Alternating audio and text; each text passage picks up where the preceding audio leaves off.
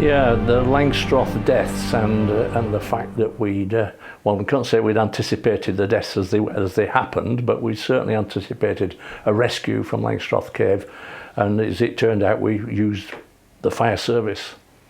What we had anticipated originally, because of the difficult nature of a rescue from Langstroth Pot, that we would bring anybody that was injured, we'd try and bring them out through the sumps. Of course, diving through a reasonably restricted sump with somebody in a stretcher would be difficult. So, as it turned out at the time, I was working for Angus Fire, and on their demonstration ground I found that we had what we called an ejector pump, which works on the Venturi principle. So in actual fact, what you do is you put in, let's say, 40 gallons a minute, and because of the Venturi principle, you can get out about 6 times that. So you finish up actually pushing out 240 gallons a minute. So I had alerted the groups that we were involved with, CRO and Upper Wharfdale were working very closely together on all sorts of technical aspects at that time. We decided that we would have a practice.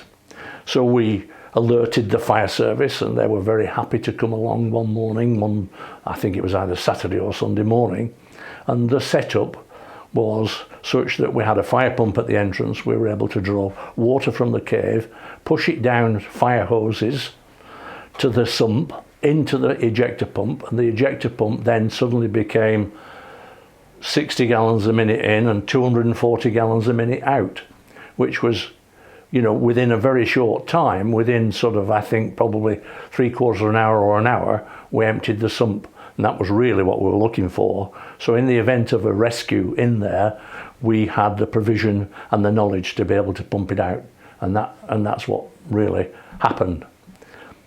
These guys, unfortunately, there were 6 of them. So I just want to go back to these guys and go from there. Sorry, just falling off. So these guys, the 6 cavers who came to grief, literally were doing what we call the pull through. So they were coming down Langstroth Cave, the Langstroth Pot, down to the final sumps, and then doing a short underwater dive to get out. The day before the incident, they'd gone into recce the dive through that they were going to do the next day in the reverse direction. And one can imagine that having dived through to okay it, they'd used up what good air there was in the small air bell halfway through. So on the day, they came to dive through. The first guy dived through into the air bell, and whatever good air remained in there, he used up.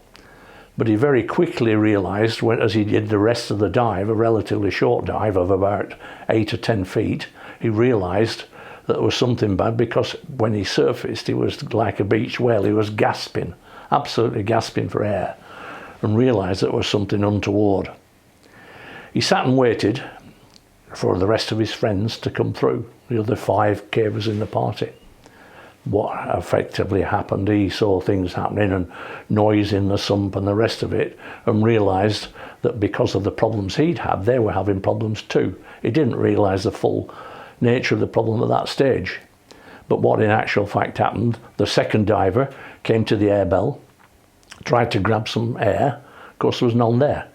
So he collapsed very quickly, probably due to a combination of lack of oxygen and CO2. So he collapsed and sank underwater. The third guy came, exactly the same, surfaced, no oxygen. 4th guy came, same as happened, he collapsed into the sump. So there were 3 cavers underwater, effectively dead. And the 5th guy came and dived through, realised there was something, could see something in front of him, and tried to turn round to go back, by which time he was in some sort of trouble. The last caver realised this, dived in and grabbed him and pulled him back and revived him. So in fact what we got then was one guy that came out to raise the alarm, 3 cavers dead in the sump, and 2 at the other side which had survived. So from a rescue point of view, we then were able to carry out what we'd practiced some considerable time before and use the ejector pump and the fire service to pump out the sump and recover the bodies.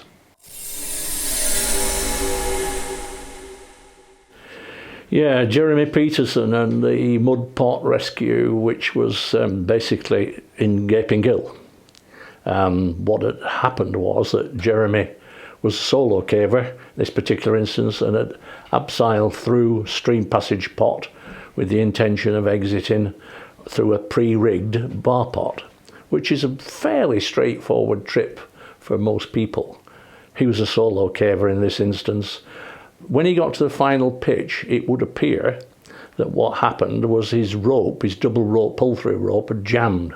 He was unable to free it. At the back of his mind, he'd probably looked and had looked at the survey and realised that there was another stretch of cave, which in fact was Mud Pot. He believed that he had to go down Mud Pot to get down and traverse through to sand caverns. In actual fact, he didn't have to do that. It was just a blind hole in the passage.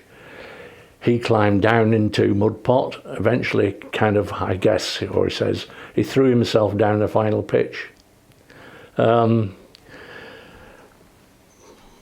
he didn't turn up, and so CRO were called initially and did what we would call the trade routes. We looked down through all the passages in the near passages adjacent to where he was likely to have been and couldn't find him. The whole situation then changed somewhat, and we had, because of manpower and time scales and exhaustion and so on, to call other teams. Initially we called up a Wharfdale, our close neighbours and good friends, and Swaledale, who had a cave rescue team as well. So they came across fairly quickly and we deployed them, searching much further afield.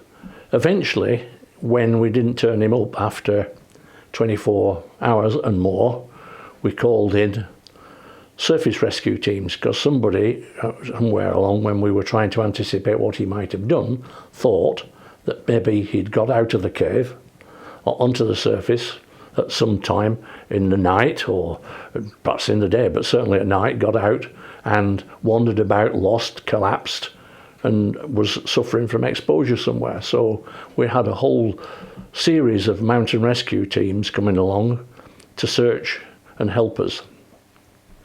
And this went on, of course, for some time. In the meantime, we were still searching underground. We hadn't anticipated him being a bloody fool. Those are his words. What we hadn't anticipated being so stupid as he had been.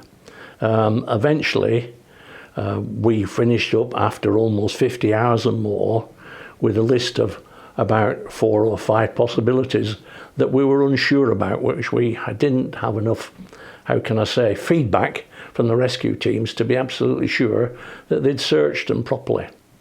In actual fact, one on the list was Mud Pot, and obviously the people that went to search Mud Pot were briefed in such a way that, look, whatever you do, you must get right to the bottom of Mud Pot.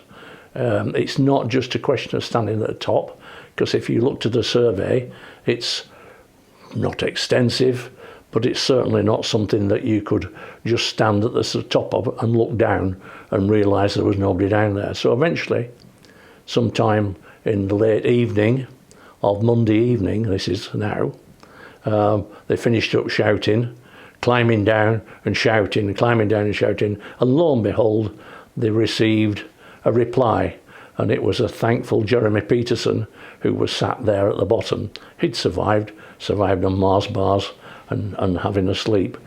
So we recovered him and rescued him, and in fact everybody appeared back on the surface towards midnight, and his parents, who'd actually come up to sort of see how things were going, treat everybody to beer till the early hours of the morning in the new inn. Yeah, I mean, it was something that really shouldn't have happened. It was a pretty stupid thing to do. But it's a lesson that I learned and have used since on other rescues, where you then put yourself in a position where you can't find somebody, particularly underground, you can't find somebody in a search, and you then start to ask yourself, well, if we can't find them and we've done the thinkable things, they must have done something pretty stupid. And in actual fact, that's turned out to be true on several occasions. And I could spend some time and relate to incidents like that.